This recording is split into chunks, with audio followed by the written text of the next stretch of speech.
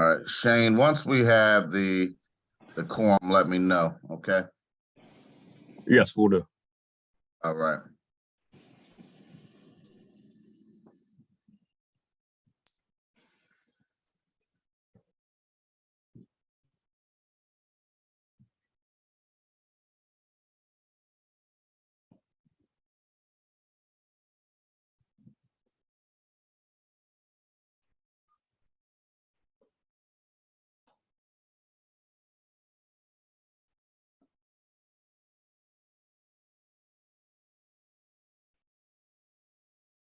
Everybody out there in TV land, we're waiting for a quorum. And once we have the quorum, we will jumpstart this meeting.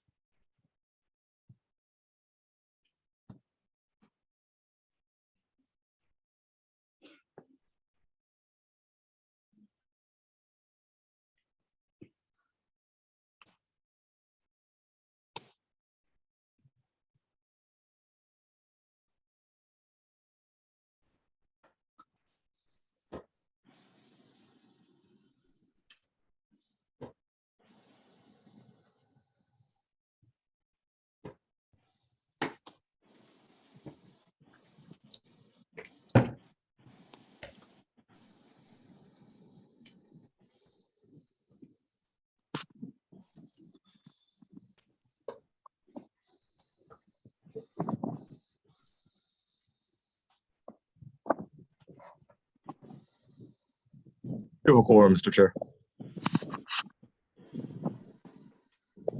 Thank you, Shane. Good morning, everyone. Good morning, good morning. Good For the record. morning. Good morning. I'm now going to call this meeting to order. Today's date is March 3rd, 2023. The time is now 9:01, and the Prince George's County House Delegation meeting is now called to order. Today's agenda, we have a pretty robust agenda. We have some superstars from the county coming in to give us some updates on things that are taking place within their agencies. We have our gracious state's attorney, a former delegate, who is no stranger to Prince George's County House Delegation, State's Attorney Aisha Braveboy. We also have our newly elected sheriff, John Carr. And then we also have our chief, the first woman to ever be chief in the Prince George's County Fire Department, who I had the honor to sit down and talk with, and some good things that she's going to be sharing with us today as well. And we have a few bills on the agenda that we will be voting on. For the folks who may have looked at the agenda, there was a mistake, and we have PG 41022, which was left off the agenda, which will be added, which was added back on in the county affairs, and that will be voted on for those who are looking at their agenda and don't see that bill on the agenda that they have in front of them. So we're going to go ahead and jumpstart this meeting and have our one of our newest delegates, Kevin Harris, bring us into a prayer. And then after we're brought into a prayer, we'll go into our guest speakers and then go into the order of the business for the delegation. Delegate Harris. Absolutely. Let's pray. Lord, we come before you today, Lord, to say thank you, Lord. Thank you. We thank you once again for another great opportunity, Lord. We ask that this meeting go in decency and in order, Lord. We're grateful for every single leader that's on this call right now and everyone that's watching, Lord. We ask that you just bless them and strengthen them, Lord. We ask this in your mighty name, we pray. Amen. Amen. Amen. Thank you, Delegate Harris. That's a good preacher right there. Get us in and out of service. Thank you, sir. All right.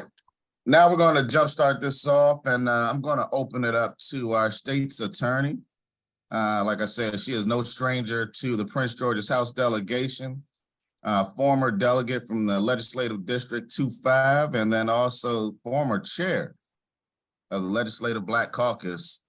Madam State's Attorney, the floor is yours. We want to welcome you, and we look forward to hearing what you got to say. Thank you so much, Mr. Chair, Madam Vice Chair, and all of the fabulous members of the Prince George's County House delegation. Thank you so much for having me, and I will be brief. There are a couple of pieces of legislation that I want to draw your attention to that our office has authored and is pushing very strongly this year in Annapolis. The first bill would strengthen our organized crime statute to assist us in being able to prosecute everyone involved in crimes such as carjackings, also fentanyl distribution and other human trafficking and other serious crimes that are occurring in our county and really across the state. But that bill is extremely important to us. We've been working with the Attorney General's office on some amendments. So we do have some amendments to that bill, but we believe it is moving in the right direction, and we hope that we can get your support for it. In addition to that, we had a bill hearing last week or earlier this week, I can't remember now, on a bill that would add additional penalties to in custody sex acts committed by law enforcement officials. These are acts committed against a civilian when that civilian is in the custody of law enforcement, whether it's police or sheriffs or correctional officers. And so that bill, I think, had a really good hearing. I don't believe we had any opposition to it in the House, so hopefully we won't have any opposition in the Senate either. So those are our two bills that we're pushing. And we also have a third bill I should mention, which is would give prosecutors the ability to ask for reconsiderations of sentences for individuals who have been reformed, rehabilitated, and would be able to safely return to our community. So those are three bills that we are really focusing on this year. In addition to that, we do have some financial asks. The sheriff and I have launched a Saturday Academy, which will start in May, the first Saturday in May. And this academy is designed to provide support services to not only children, but also their parents, parents of children who are habitually truant or justice involved. And so I know everyone's talking about parent accountability. We believe in it as well, but a lot of our parents need additional support. And so we want to provide that through this Saturday Academy. Some of you did come to our kickoff, and I want to thank those of you who were able to make it or who were there in spirit. It was a great synergy of our community coming together to do what's right by our family. So we're excited about that. And lastly, just to let you know, last year, you all passed some important legislation dealing with young people, but there have been some unintended consequences that we have seen. Number one, the interrogation bill has been somewhat concerning for us as we work with our police partners to investigate, especially fentanyl overdoses in our school. A lot of times we're not getting information about who's supplying the drugs to our children because, again, they don't have to talk to us, and certainly they have the opportunity to have counsel, and oftentimes they're being instructed not to share information. And so unfortunately, that is an issue for us. And in addition to that, raising the age of juvenile jurisdiction to 13 does impact our ability to provide services for people who are under the age of 13 who commit certain offenses, including gun possession. So that is, I just want to bring those things to your attention, that we appreciate and understand the importance of reforming our juvenile justice system, but there are some impacts that occur, and we wanted just to bring those to your attention. So thank you so much, and I'm happy to answer any questions at the appropriate time. Thank you, Madam State's Attorney. And now we're going to move forward to our newly minted sheriff, Sheriff John Carr. And for all of the delegation members, We're going to hold all questions till the end of the presentations of all three, and then we'll ask from there. Sheriff Carr. We can't hear you.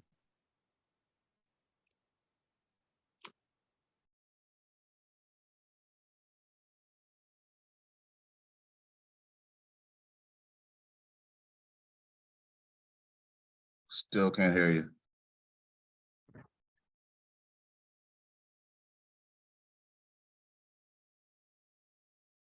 All right, while you work through those technical difficulties, Sheriff Carr, we're going to go to our fire chief and allow for her to give her presentation. And then when you figure that out and get it fixed, we'll bring you back in, and then we'll open it up for questions from the delegation. All right. Good morning, Mr. Chair, Vice Chair, and the delegation. As you already know, I am Prince George's County's Fire and EMS Department's Fire Chief, Tiffany Green, and I am Prince George's proud to lead this amazing organization. To understand the Prince George's County Fire and EMS Department, you should know that we are the largest combination career and volunteer fire department in North America. While our roots are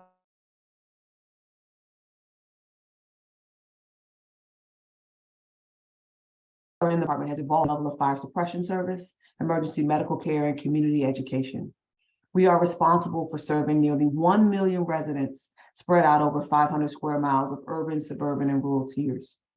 Residents and visitors of our great county are protected by 45 fire and EMS stations that are staffed by 991 sworn operating career personnel and 1,025 operating volunteer members.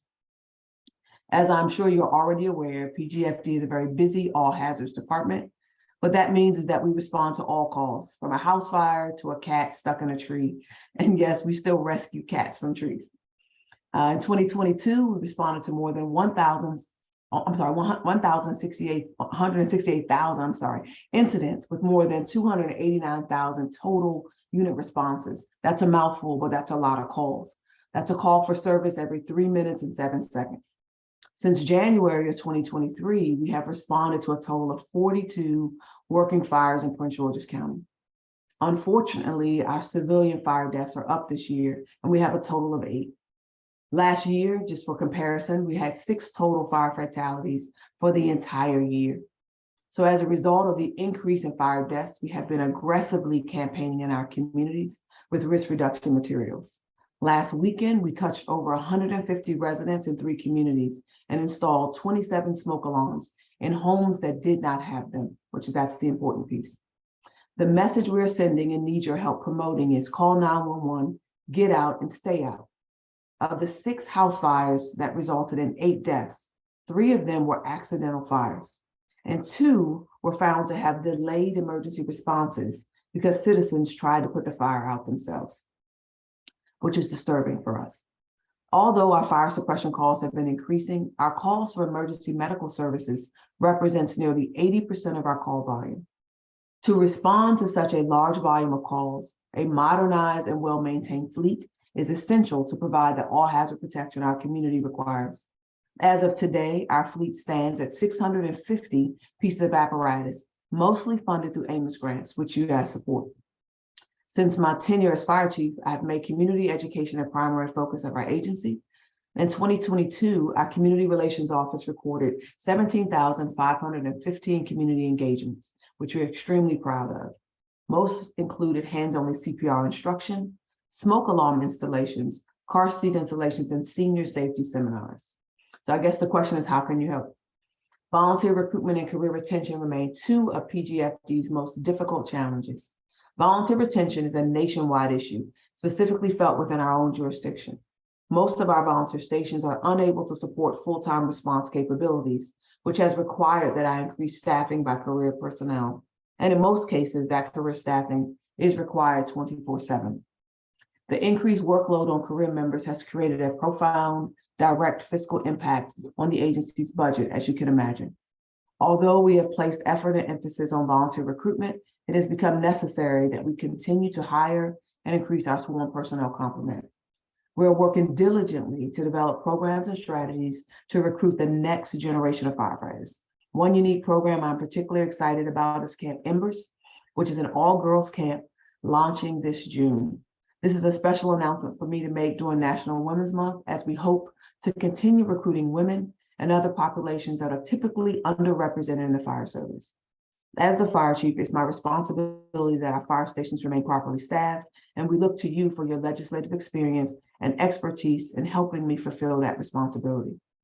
My command staff and I and the men and women of Prince George's County Fire Department look forward to working with you during this legislative session and beyond. And I'm here to answer any questions that you may have. Thank you. Thank you, Fire Chief.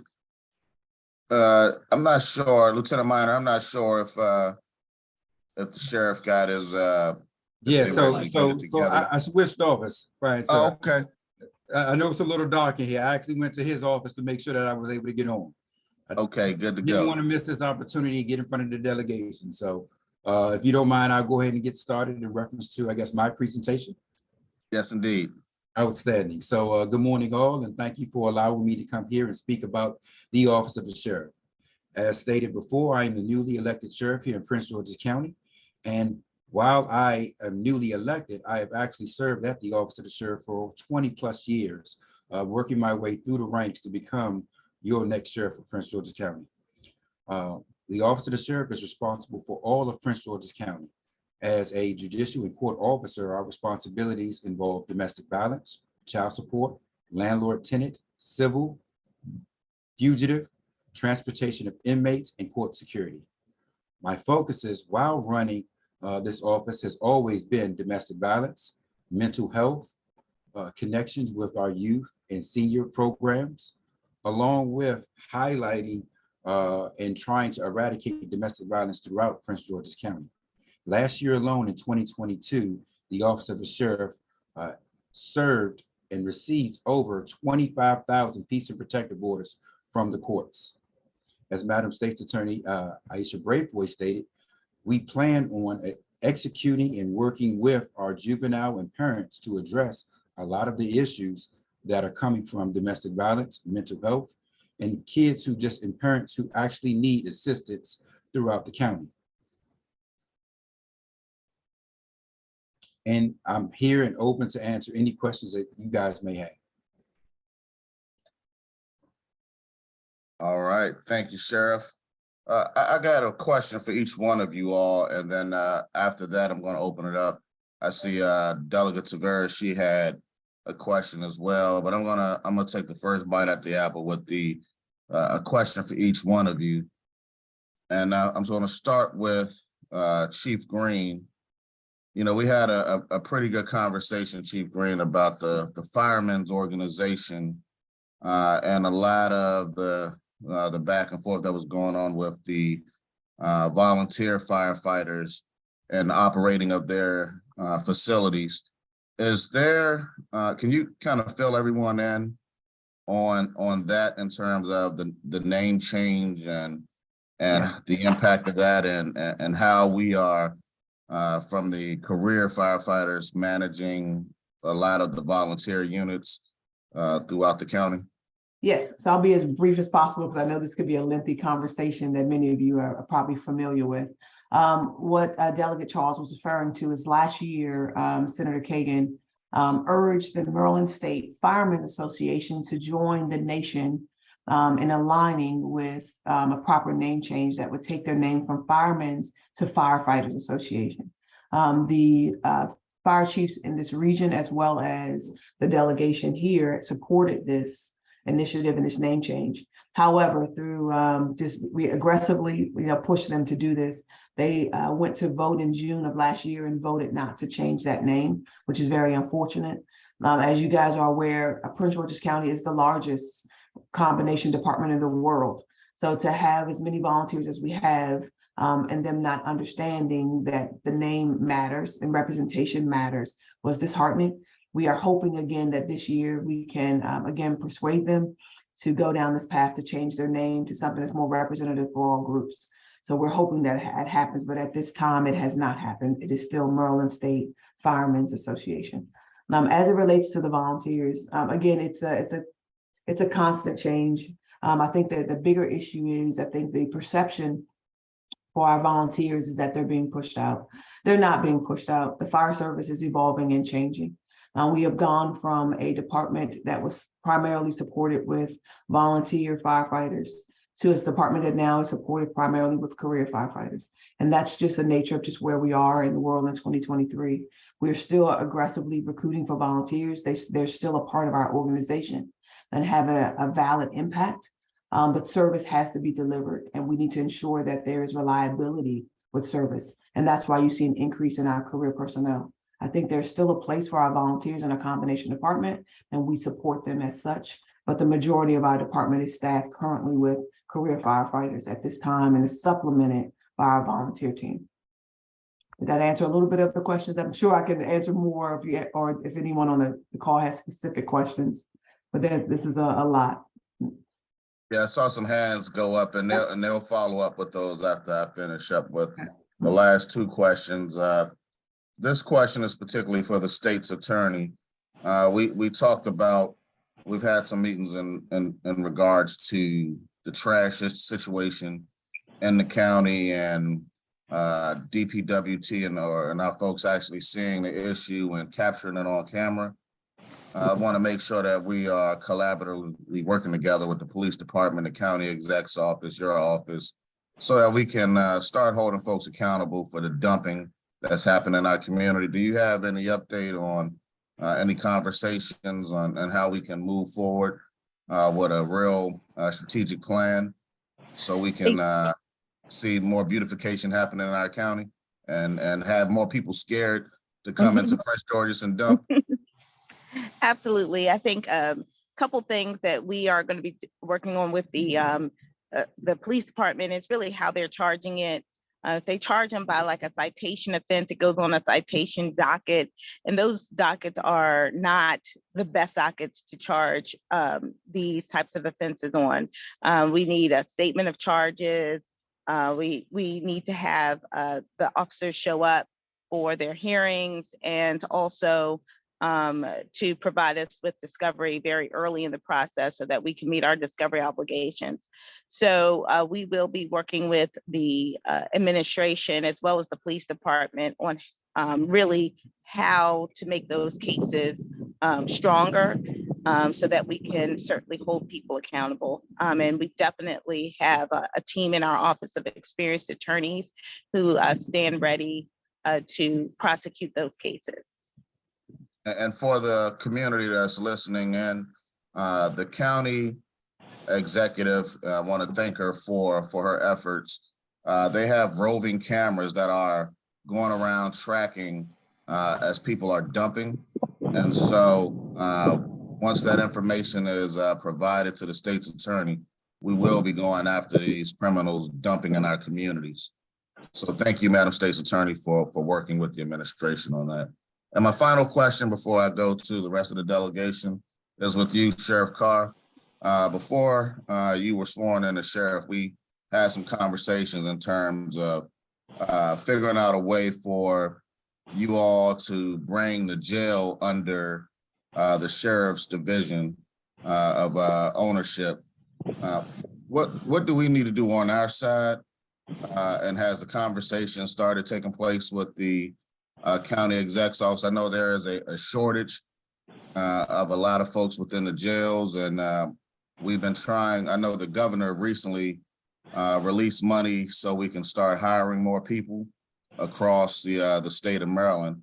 But what can we do? And if you already started having a conversation with the administration about any possible transfers, could you fill us in on that? So, very good question. We've not had any conversations as of yet, as the focus has really been on domestic violence and mental health currently right now. We are one of only 3 counties in the state that the Office of the Sheriff does not have responsibility over the correctional facility or the jail. I am looking to have that conversation and to try to move forward in reference to working with that staff to bring them under the Office of the Sheriff. But currently, again, we've not had that conversation. It would be something that would have to occur up in Annapolis and in your delegation. And also would have to, conversations would have to be had here locally in Prince George's County for that agreement to be, or for that process to be turned over to the Office of the Sheriff. Yep, so hopefully we can start having this conversation in the interim, so that if we do choose to do something, we'll all be working collaboratively to go into this upcoming session next year. Delegate Tavares, I'm going to open it up for you now. Investment strategy, and I've articulated in great detail how I would approach that. But this Hi, everyone. Good morning. Good morning. Thank you, Mr. Chair. Looking good out there in your office. So I just want to say to State's Attorney Aisha Braveboy, thank you for really bringing up the topic of fentanyl in our schools, because that's something that I know several of us are working on, including Delegate Lehman and I and several folks in the community. I would like to invite you and Sheriff Carr to a summit that we're having, specifically addressing the fentanyl problem in our communities. And I would love to have you there, in addition to some of the other corrective officers, the Chief of Police and Chief Cunningham in PGCPS. But what exactly are we seeing in terms of police officers? What are we doing to address this issue in our schools in fentanyl, on fentanyl? Is there what is the strategy as far as what you can see? And I'm addressing that to State's Attorney Braveboy. So thank you so much. And I do apologize. I'm actually at a conference, so you probably hear wind in the background, but I'm sitting outside of the conference so that I can be on this Zoom. So I do apologize for any noise you might hear.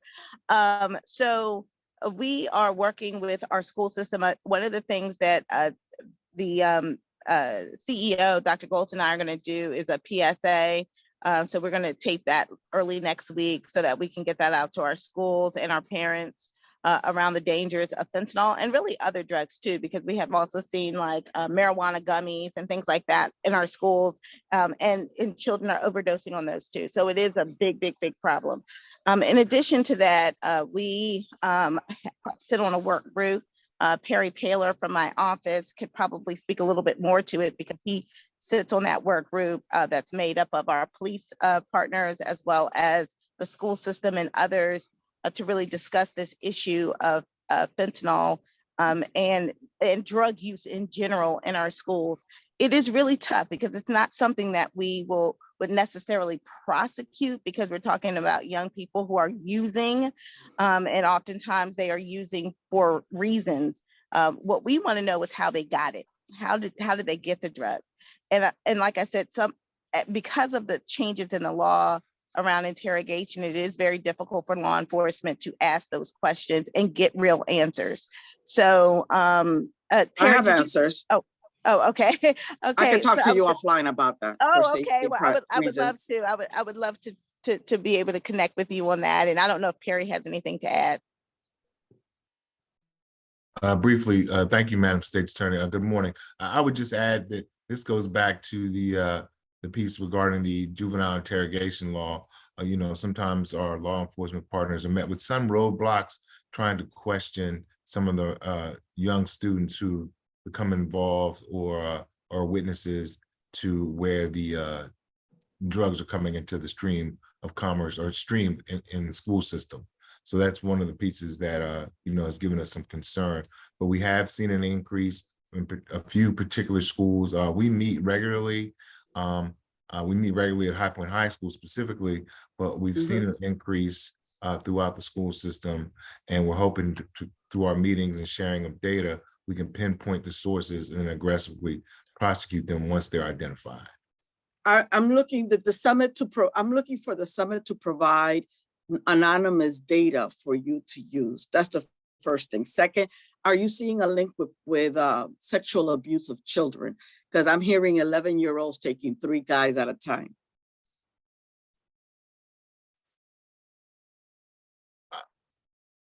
I'm not familiar with that. We can't exclude that, but and then when you start talking about 11-year-olds, then obviously their peer group are those people that are under 13. So right now, someone 12 years old would not be charged with an offense, and therefore we wouldn't be able to get engaged and get them services that we deem, would be appropriate. And so that Let's goes talk to the second offline part. about where to Yeah. target that, because I know the school. All right, thank you.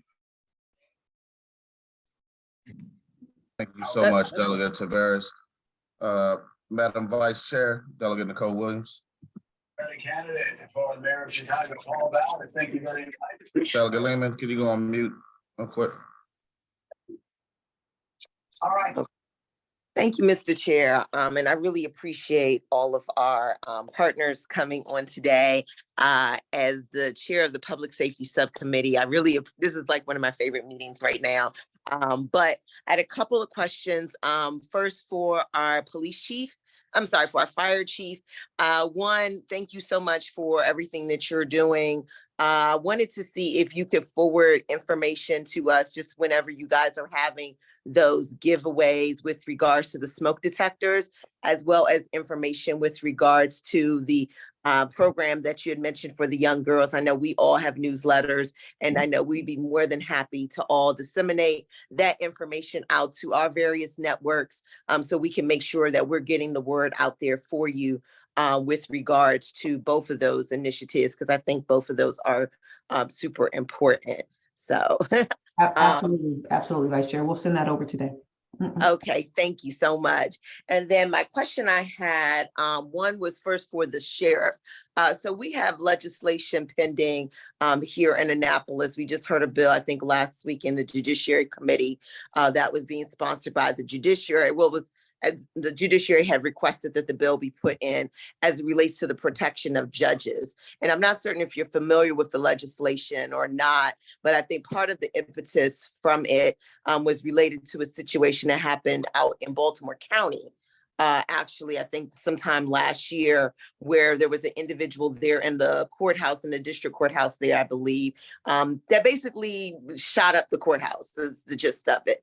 And I know there's been instances that have been publicized in the news in various jurisdictions about just the threat that our judges are facing. And I didn't know if you had any thoughts about that or comments about that, as one of your duties is to protect our courthouses and things like that. So that was my first question. And I do have a question for our Madam State's Attorney as well.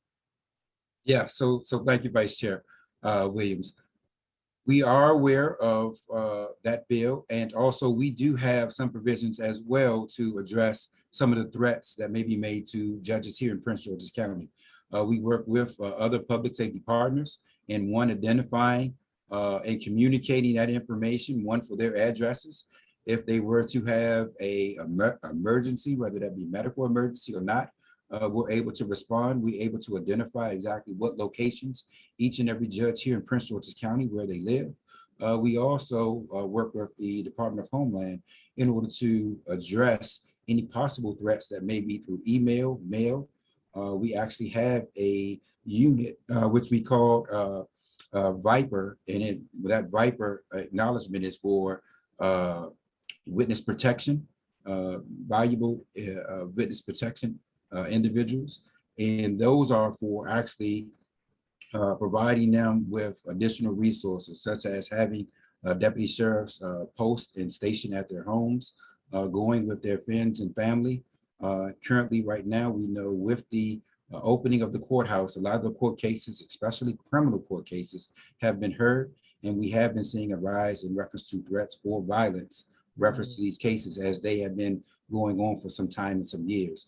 Madam State's Attorney can actually talk about the amount and volume of court cases that we're seeing coming from the criminal side on the circuit court side, but we do have programs that address and deal with our judges here in Prince George's County. Okay. All right. Thank you so much. I really appreciate it.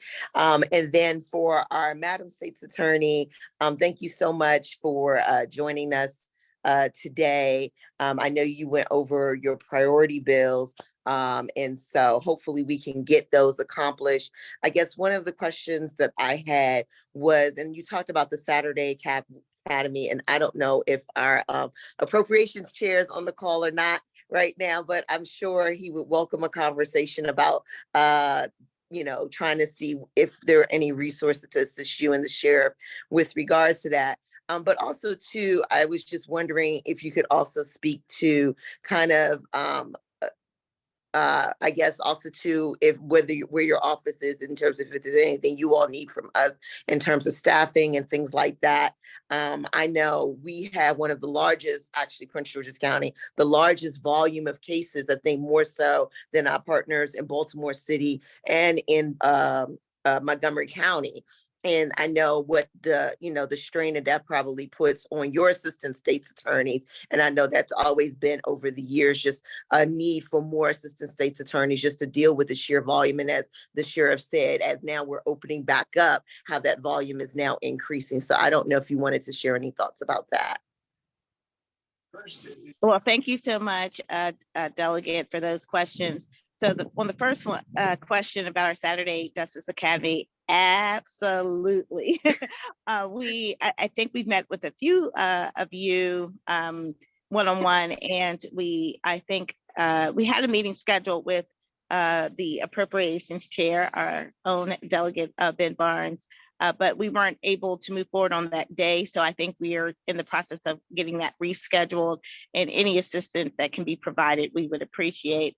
With respect to our staff, absolutely, we need additional, not only attorneys, but one of the things that we offer as a service is services to our victims of crime. And there is a Victims' Bill of Rights that really prescribes how state's attorney's office must interact with victims. And so as our volume increases, the number of victims increase as well. And so we need additional victim witness coordinators along with support staff and our attorneys. We are working right now with the administration. They are proposing, I believe, 6 new attorney positions for our office this year.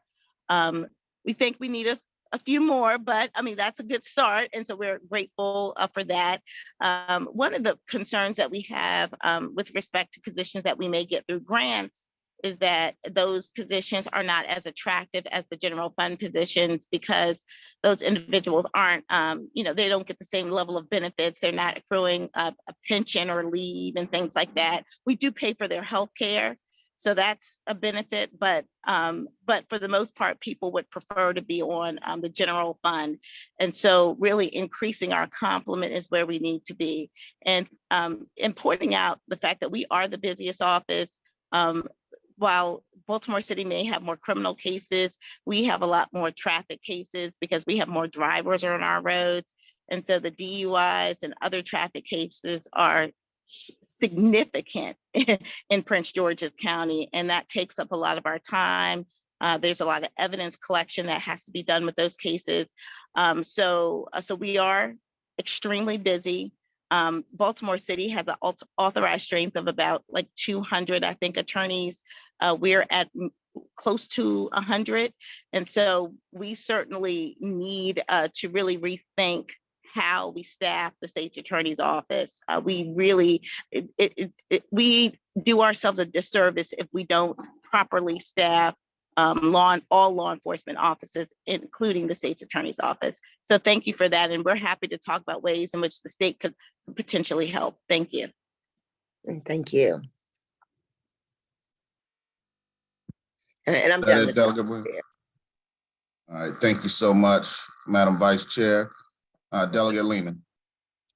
Thank you, Mr. Chairman, and thank you to the whole public safety team and the great work you're doing to keep our county safe. So I have a couple questions for Chief Green. We, have had a combined career volunteer fire service for many, many, many years, probably a century. I know the volunteers go back a century, and more recently, obviously, in recent decades, at least, the career force has grown significantly. I thought I heard you say at the end of your report that careers Career firefighters now outnumber volunteers, which really took me by surprise since during my 8 years on the council, volunteers outnumbered career firefighters something like 1.5 or 2 to 1, or maybe even better. When did I misunderstand you, or when and how did that number change that quickly? No, so I think a lot of it is a result of COVID. What we saw during COVID is that we lost a lot of our volunteer force. A lot of them, again, working from home, unable to come in and volunteer, and just quite honestly, just what was going on with the fear as it results around surrounding how we were contracting COVID and how we were transmitting it. We saw a drastic decrease in participation as a result of that, but that's nationwide. That's not just Prince George's County. And now what we're seeing now is the demands on people's lives is affecting whether or not they're able to volunteer within their community. When I look at the amount of volunteers that I have, over 1,025 on the books, operating and actually running calls is less than 500. I have 991 sworn career members at this time. So it's actually changed. And then I'm sorry. Slightly more on the books of volunteers, but if you're talking about the ones that go out on calls, Yes, and that's important. That's important to record, because we can have a bunch of volunteers on the roster, but what I need is active volunteers that are actually serving the community. And that's what we're tracking now, the amount of volunteers that are actually operating or serving in an administrative capacity that's assisting the department with service delivery. Right. Okay. Well, thank you for that clarification. My other question, though, is, which I just had the opportunity, because I represent Anne Arundel County in the legislature as well, and just got off that delegation call, and we actually had Chief Wolford on that call. Yes. And you're both doing great work. It's wonderful to see women fire chiefs stepping up and leading. So congratulations on that front. But I had asked her and would like to ask you about what is the status of your firefighters, both career and volunteer, getting a second set of gear to minimize their risk, their exposure, their workplace exposure to cancer, to these, toxic chemicals they encounter when they fight fires. How does that look in terms of gloves, full gear for career and volunteer firefighters? Absolutely. Well, let me first say that's an excellent question. We know everything costs, but you have to, again, support the things that matter. So Prince George's County 2 years ago went down the path of ensuring that every career and volunteer member had 2 sets of gear. So we've already complied with that. We are supportive of that 100%. In addition to that, though, not just giving them 2 sets of gear, but also ensuring that they have the ability to clean that gear after each call.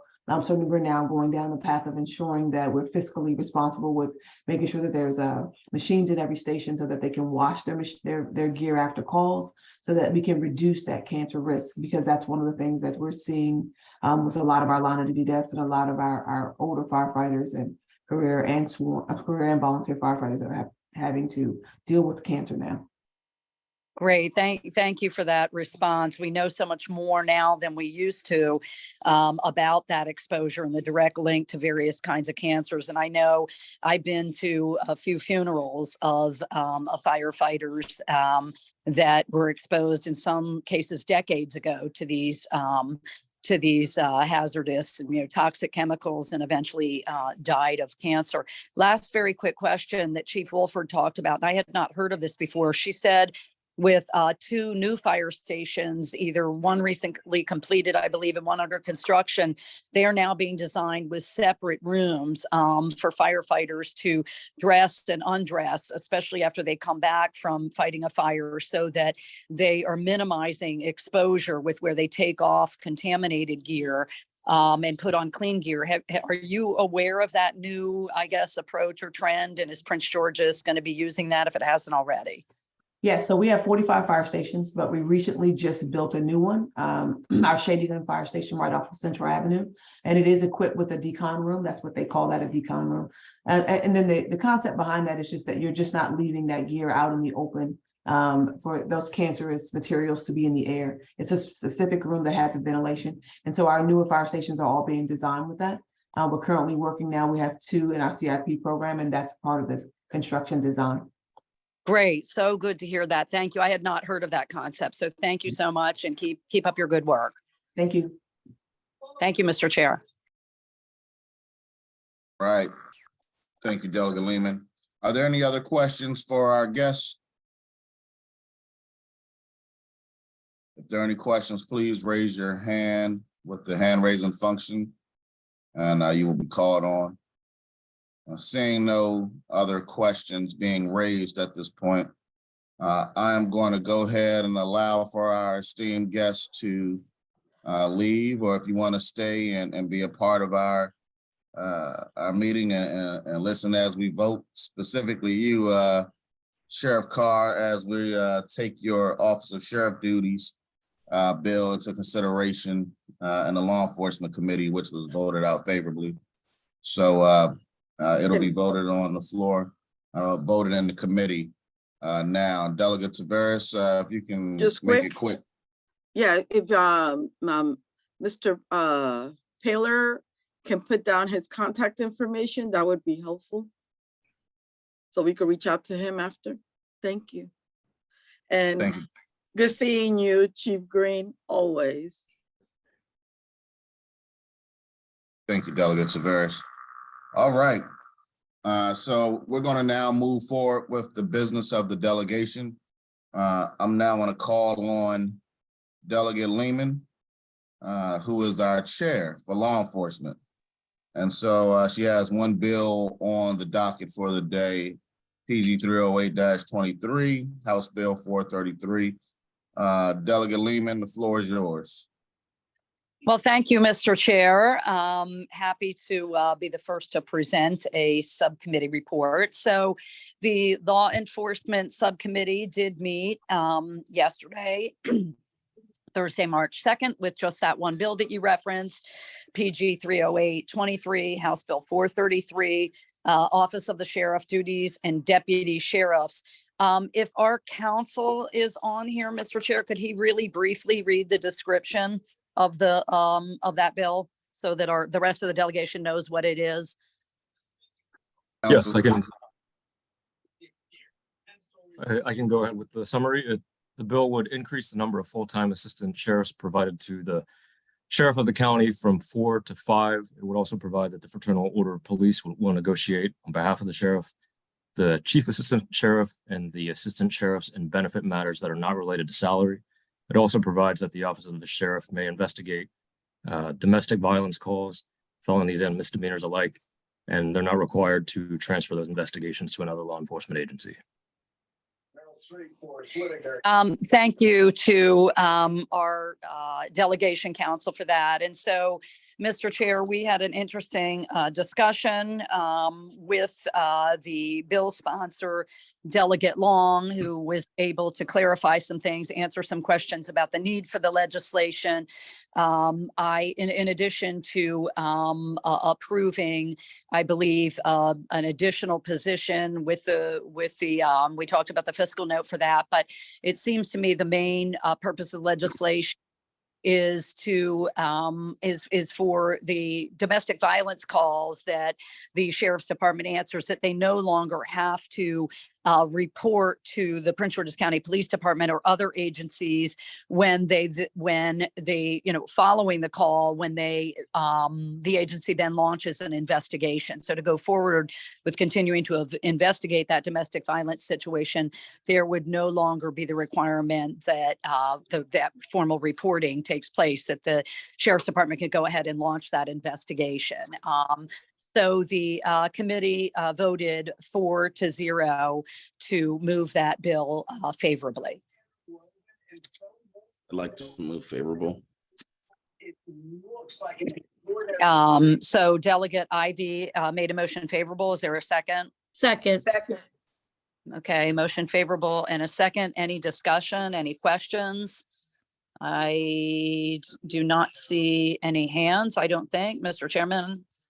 I do not see any hands raised. Roll If call, there- Tasha. Austin, Delegate Austin, Aye. Delegate Ben Barnes, Yes. Delegate Darrell Barnes, Illustrate that this is gonna affect people's lives in ways that they. Delegate Boafo, Prepare to look. And you're right. Delegate Fennell, Yes.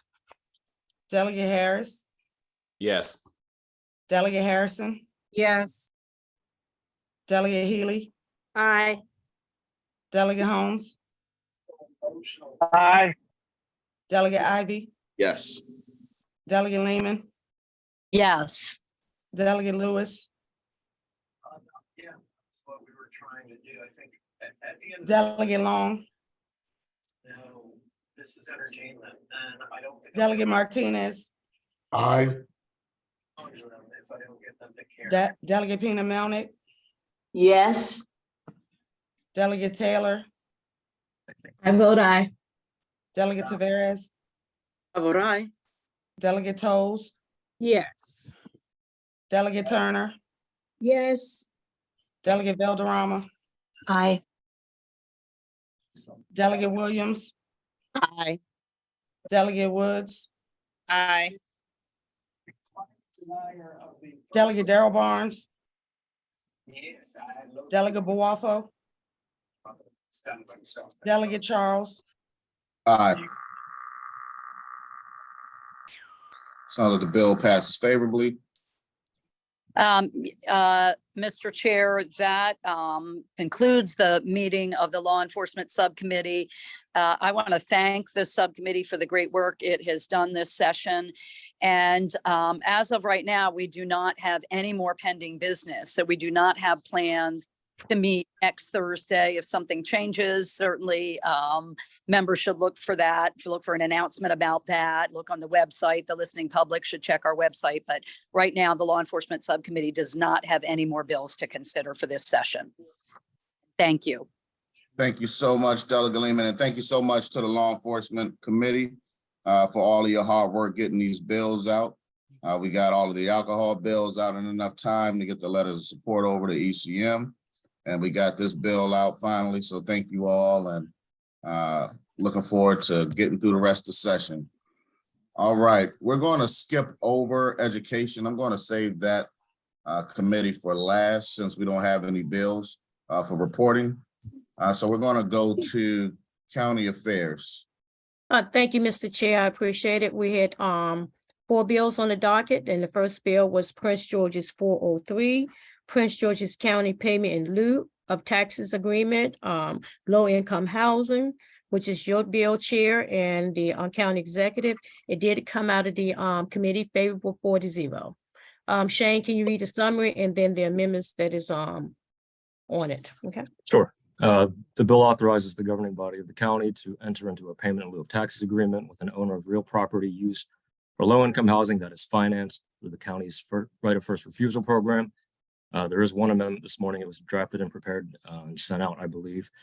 It is it's just an amendment to add to the list of the types of real property that can be part of these pilot agreements.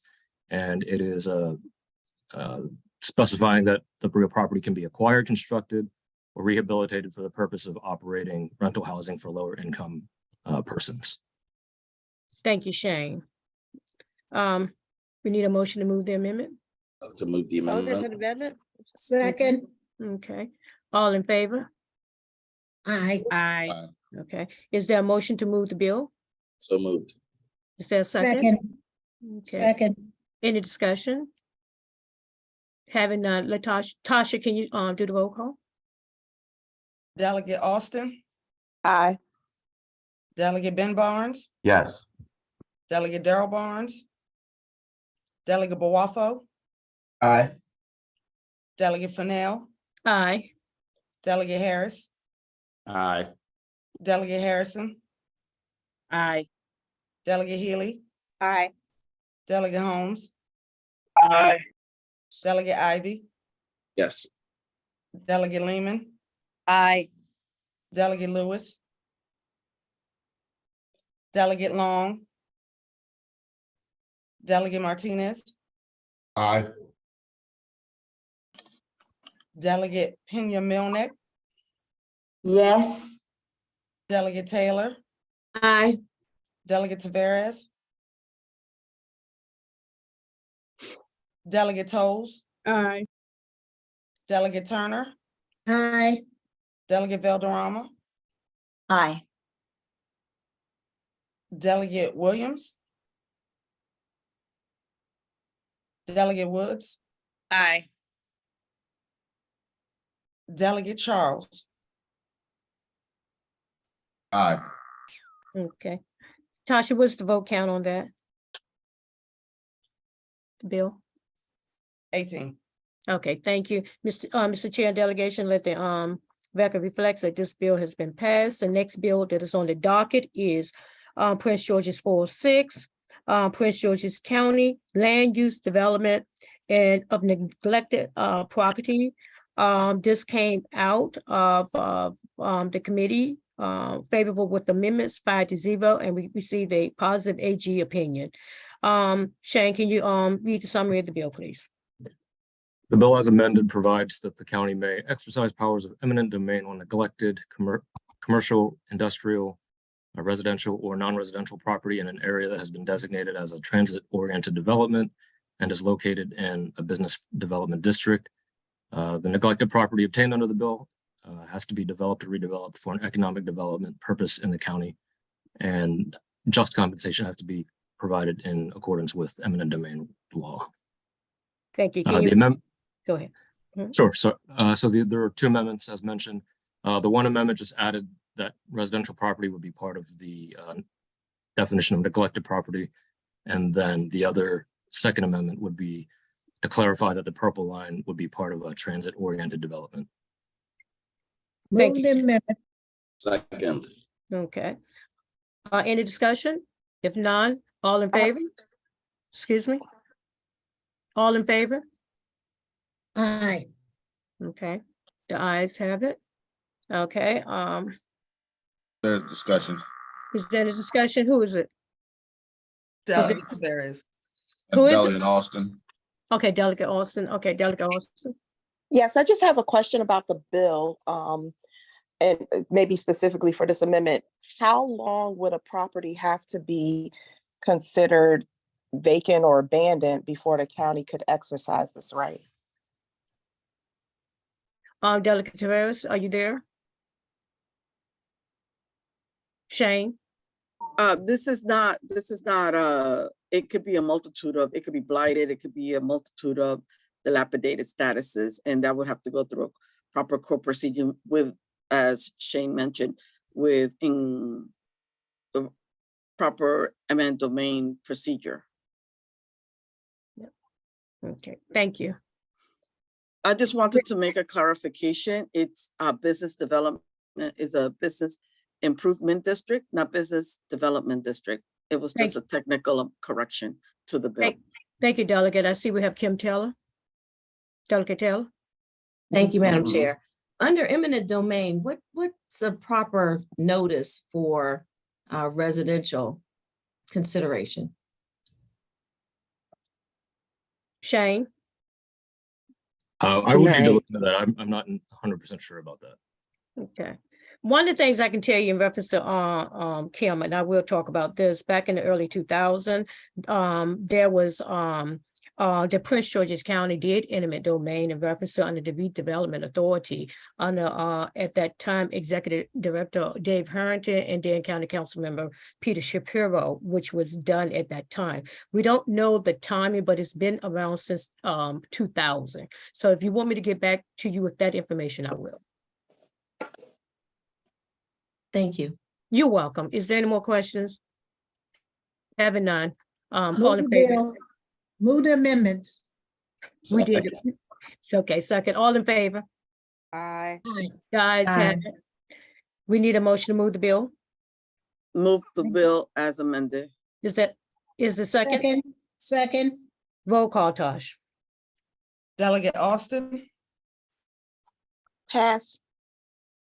Delegate Ben Barnes, Yes.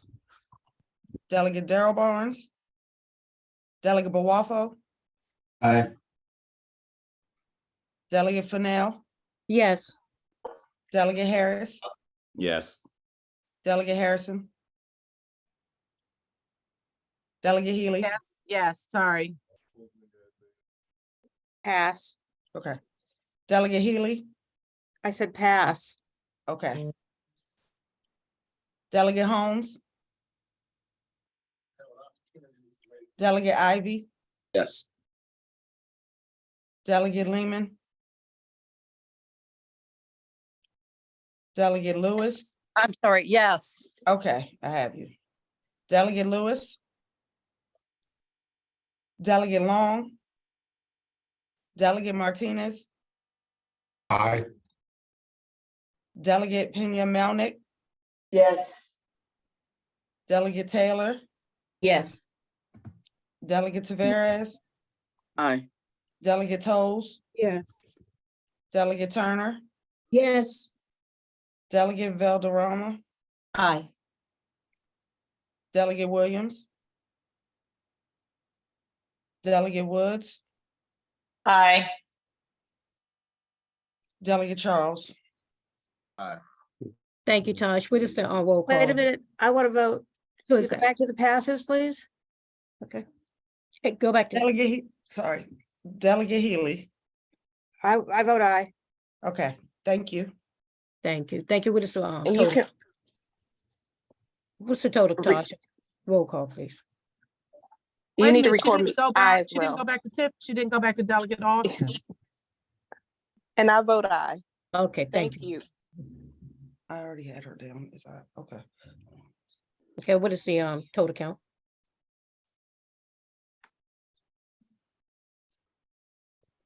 18. Thank you. Mr. Chair, delegation, let the record reflect that this bill has passed in reference to Prince George's 406-23. We will now go down to Prince George's 410 in reference to Forest Heights Urban Renewal Authority for blight clearance. Delegate Turner, this bill passed out 5-0 favor with amendment with an AG positive opinion. Shane, can you read the summary of the bill? Sure. The bill is amended to grant the town of Forest Heights in Prince George's County the authority to exercise urban renewal powers in area zoned for commercial or residential use for blight clearance and redevelopment under Article 3, Section 61 of the Maryland Constitution. It also authorizes the municipality to levy certain taxes and issue general obligation bonds and revenue bonds to carry out the urban renewal powers. The one amendment adopted by the committee, similar to the last bill, adds residential property. Thank you, Shane. In reference to, do we have a motion to move the amendment? Move the amendment. Is there a second? Second. Any discussion? If none, all in favor of moving the amendments? Aye. Aye. All in Aye. favor? All in Aye. favor? Okay, Roll call. okay, yes. Is, Delegate Austin, sorry. Go ahead. Are we ready? Okay. yes, roll Delegate- call, please. Delegate Austin, Aye. Delegate Ben Barnes. Delegate. Sorry, Dur- yes. Yes, okay. Delegate Darrell Barnes, Delegate Boafo, Delegate Aye. Fennell. I'm sorry. I'm gonna go back. Delegate Barnes, Delegate Darrell Barnes, Delegate Boafo, Aye. okay. Delegate Fennell, Yes, Delegate Harris, Yes. Delegate Harrison, Yes. Delegate Healy, Aye. Delegate Holmes, Delegate Ivy, Yes. yes, okay. Delegate Lewis, Delegate Long, I think you skipped me. Hello? no, okay, I'm gonna start back from Delegate Ivy to Delegate Lehman. Delegate Lewis, Yes, I vote yes. okay. Delegate Lewis, Delegate Long, Delegate Martinez, Aye. Delegate Pena Melnick, Yes. Delegate Taylor, I vote aye. Delegate Taveras, I vote aye. Delegate Toles, I vote aye. Delegate Turner, Aye. Delegate Valderrama, Aye. Delegate Williams, Aye. Delegate Woods, Aye. Delegate Charles, Aye. Thank you. Tosh, what is the vote on the bill? 19. Okay, Mr. Chair, let the record reflect this Prince George 410 has passed into the delegation. Thank you. We're going to move to the next bill that accidentally was left off, that was voted at the committee. This is Prince George's 412, Prince George's County Property Tax Offset of Annual Tax Increase. This came out of the committee, favorable to 5-0 with the AG positive opinion. Summary, Shane, thank you. The bill authorizes the governing body of the county or of a municipal corporation in the county to grant a property tax credit imposed on a dwelling owned by a homeowner with an annual gross income of $70,000 or less. The tax credit has to be in an amount sufficient to ensure that the total amount of the property taxes owed on the dwelling does not annually increase. Thank you. Okay, is there a second? Second. Is there any discussion? Having none, roll call. Delegate Austin, Aye. Delegate Ben Barnes, Yes. Delegate Darrell Barnes, Delegate Boafo, Aye. Delegate Fennell, Aye. Delegate Harris, Yes. Delegate Harrison, Yes. Delegate Healy, Aye. Delegate Holmes, Aye. Delegate Ivy, Yes. Delegate Lehman, Yes. Delegate Lewis, Delegate Long, Delegate Martinez, Aye. Delegate Pena Melnick, Yes. Delegate Taylor, I vote aye. Delegate Taveras, Aye. Delegate Toles, Yes. Delegate Turner, Yes. Delegate Valderrama, Aye. Delegate Williams, Aye. Delegate Woods, Aye. Delegate Charles. Aye. Thank you, Taj. What is the vote count? 20. Thank you. Mr. Chair and delegation, let the record reflect that Prince George 412 has passed. And I want to say thank you to the County Affairs Committee, who has worked very hard and diligently with me and with us on the bills. And there is no more docket for this session on the agenda. So thank you all. County Affairs business of the day is ended. Thank you. Right, Delegate Fennell, thank you. You're And welcome. thank you to all of the County Affairs Committee for your hard work during this session. Still got another month to go here in Annapolis to get a lot of this stuff done as we creep up on crossover. So thank you for your diligent efforts. All right, we're now going to move on to Bi-County Committee chaired by Delegate Chris Valderrama. Thank you, Chairman Charles. Good morning, members. Good morning to the public that have joined us this morning. We had one bill that we voted out of subcommittee yesterday. That is MCPG 10323, House Bill 797, which is the Maryland Park and Planning Collective Bargaining Agreement Implementation Dispute Arbitration. The bill authorizes when there's already a collective bargaining agreement in place that either party to the agreement for Maryland Park and Planning employees to declare an impasse and request the services of a mediator arbitrator. And the parties may jointly request a mediator arbitrator at any time without declaring an impasse. That's basically what the bill does. It was moved out of Montgomery County favorable as amended and came over to us, and we moved it out favorably as it came in. Move the bill. Second. There's been a motion and a second. Latasha, roll call. Delegate Austin, Aye. Delegate Ben Barnes, Yes. Delegate Darrell Barnes, Delegate Boafo, Aye. Delegate Fennell, Delegate Harris, Yes.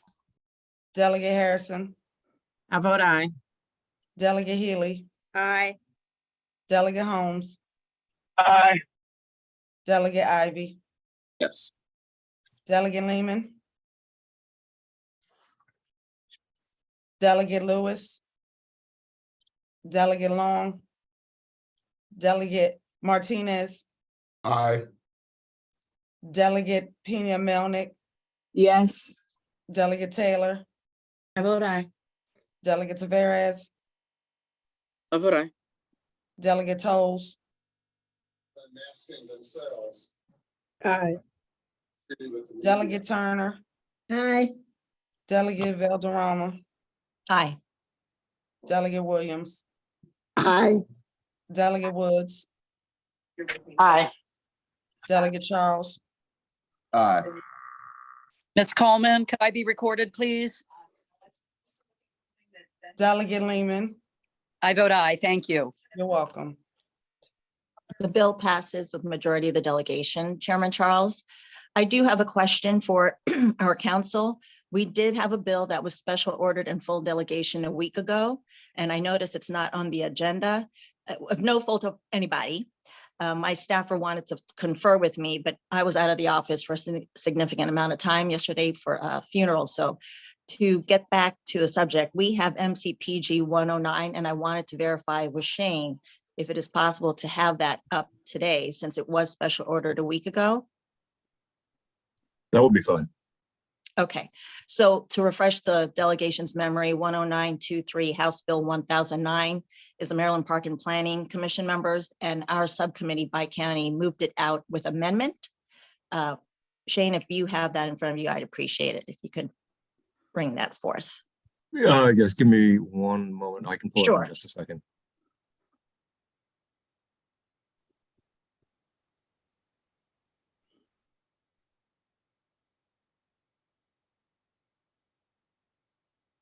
Okay, so just recap, this is Maryland National Capital Park and Planning Commission members MC/PG 109-23.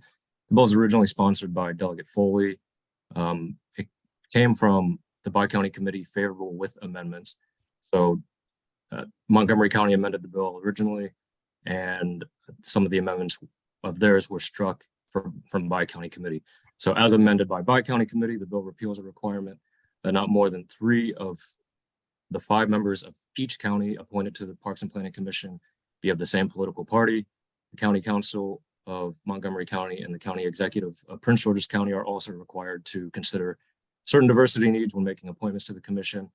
And the amendment that was struck from Montgomery County basically specified that if the county executives of each county in a general election received 80% or more of the votes, then the restriction would have been that 4 members of the commission from each county could have been of the same political party. That language was struck.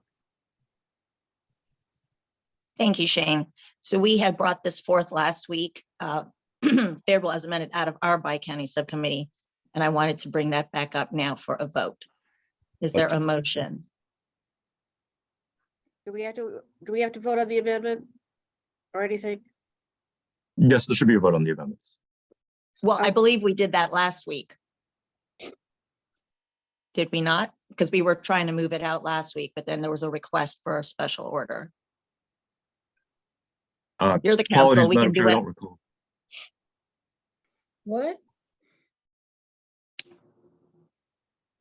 Say that again? I missed it. I was saying I don't recall if there was a vote on the amendments. I defer to the Madam Chair on this matter. All right, well, we will start from the beginning and we'll go with the roll call on the amendment then. Shane, thank you. And there's discussion on the bill, I see from Delegate Lehman. On the bill, Delegate Lehman. Yeah, thank you. Chair Valderrama, could you clarify again about the issue back and forth with Montgomery? Did we get that resolved with the Montgomery delegation? Yes, we not? did. And the chair of Montgomery County said it was fine to move as we felt needed. Okay, thank you. I know that was the back and forth conversation for several weeks. So thank you for that clarification. You're welcome. Amendments So Jane, first. we can proceed. Yeah.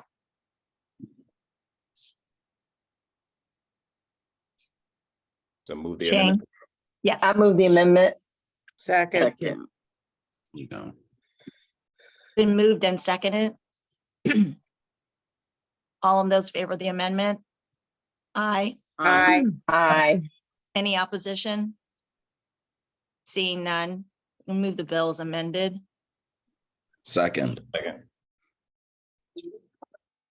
Latasha, roll call. Delegate Austin. Delegate Ben Barnes. Delegate Darrell Barnes. Delegate Bawafo. Aye. Delegate Fennell. Aye. Delegate Harris. Yes. Delegate Harrison. Yes. Delegate Healy. Aye. Delegate Holmes. Aye. Delegate Ivy. Yes. Delegate Lehman. Yes. Delegate Lewis. Delegate Long. Delegate Martinez. Aye. Delegate Pena Melnick. Yes. Delegate Taylor. Aye. Delegate Taveras. Aye.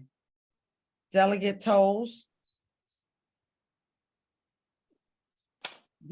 Delegate. Aye. Okay. Delegate Turner. Aye. Delegate Valderrama. Aye. Delegate Williams. Aye. Delegate Woods. Aye. Delegate Charles. Aye. Thank you, Latasha. That bill moves favorably. Chairman, that concludes the docket for today. I do want to let the members and the public know and the delegation know we have 2 more bills that are up on our docket, and that should be the end for us, I would hope. The vice chair and I expressed that we need the members of the subcommittee to be ready for next week, as these 2 bills have been special ordered once again. And those 2 bills are MCPG 108, which is House Bill 873, has to do with WSSC and the commissioner qualifications. And the second is MCPG 111-23, House Bill 872, which is the WSSC service and regional transit districts in Prince George's County. So those are the 2 bills left on our docket that we wish to move forward one way or the other next week. With that said, plan to meet next week, Thursday, 9 a.m. on Zoom. And that concludes the Bi-County docket, Chairman Charles. Thanks. Thank you, Delegate Valderrama. And now we are going to close out with just a small discussion. Delegate Tolles, who is the chair for our Education Committee.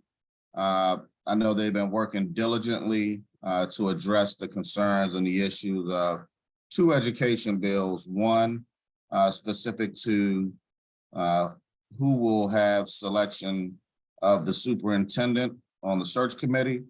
And then in addition to that, the other bill that they've been focusing in on is the new makeup of the school board and all of the requirements around it based off of the recommendations from our House Senate work group. I'm going to pass it over to Delegate Tolles to give us a 60-second update, Delegate Tolles. That's all you need because you guys haven't voted on the bill and you can do the work in committee. Thank you, Mr. Chair. So to start with PG 503, actually, I'm getting rid of these PG numbers. HB 432. We had, well, let me back up and say that we were intending to vote these out, but according to council, they had to the amendments has to properly be requested. And so hopefully they will be ready to go by next Wednesday. Chairman Charles, we are waiting. We did hold 432. We're waiting on 2 amendments that you may have. So we didn't want to move that bill without including your amendments. So we held that. We did move amendment that Vice Chair Lewis had, and that's from CEO to superintendent. So that is already taken care of. And then for PG, these PG bills, excuse me one second.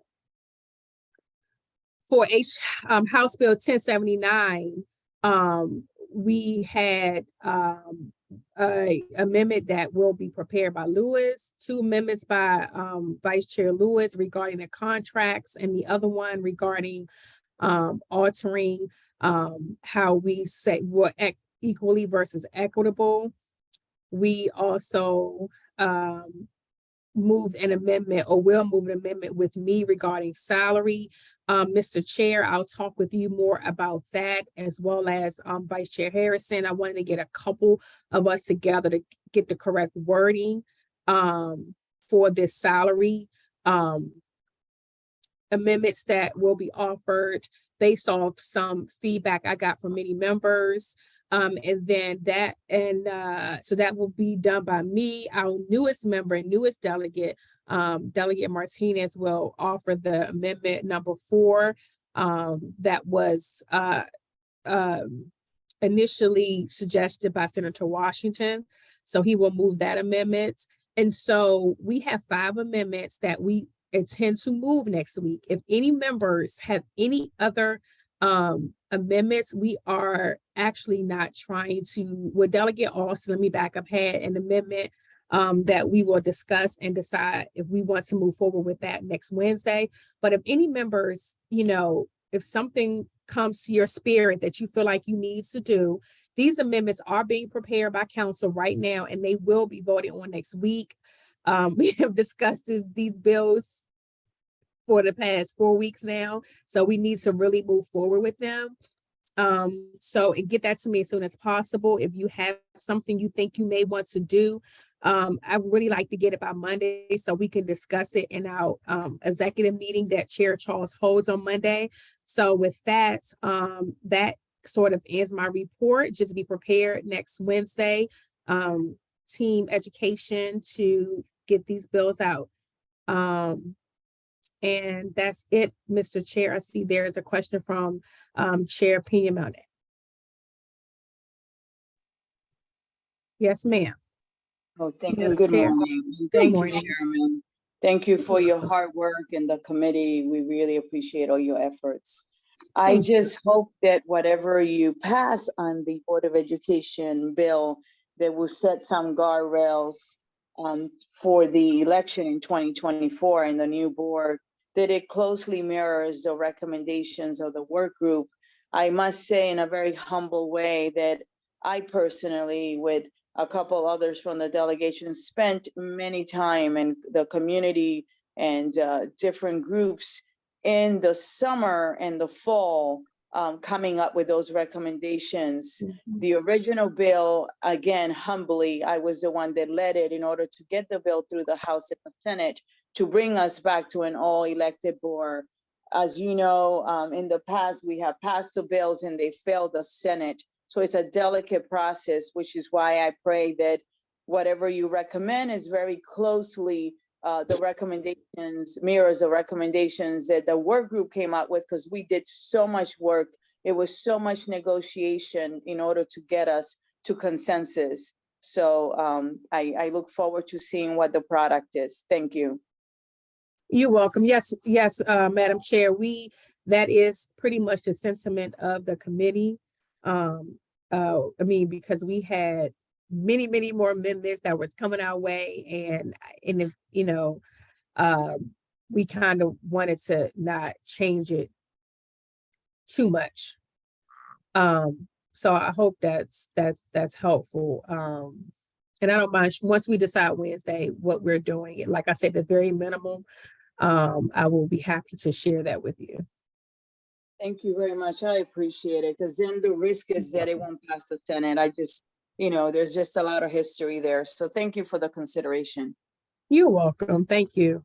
Thank you, Mr. Chair. I don't see any more questions, so that concludes my report. All right, thank you, Delegate Toles. And before we go to an adjournment, obviously we have to be on the floor at 11 o'clock today. I do want to, welcome one of our newest members of the delegation. He started last week, and so now this is his first official full delegation meeting.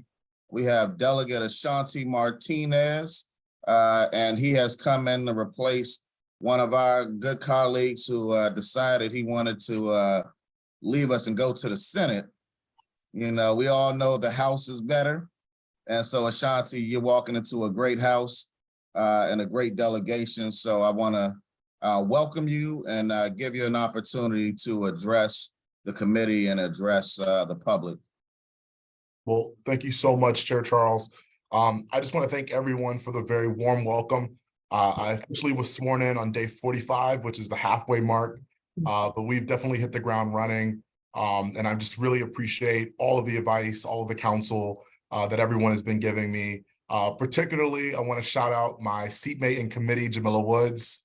She's been particularly helpful, and I'm just so grateful for everyone and look forward to serving many years with everyone. So, Ashanti, do you want to give folks your email address? Did they give you that yet? Do you have an email address yet? they do. So I believe it's like standard house email. So Ashanti.Martinez@state.something or another. State.md. But for folks that want to reach me out in the public, because I know this is being live streamed, you can just search my name. You'll be able to find the link to my office. My chief of staff is Derek Blackwell. He's a Bowie State graduate, Prince George's County alum of our public schools and a son of the county, and we're here to serve. So.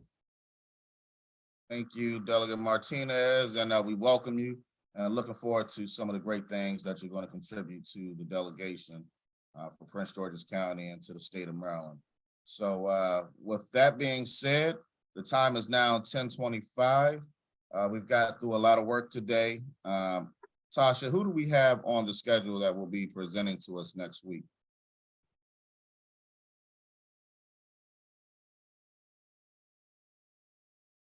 Unfortunately, Chairman Charles, I don't have the list up, so I don't want to misspeak. All right, please share that with the delegation and the community so that we'll know. Send that out via email so we know who will be coming before the delegation next week. With that, I'm going to ask for a motion to adjourn. So moved. Second. Moved and properly second. Thank you, everybody, so much. I will see you all on the floor at 11 o'clock.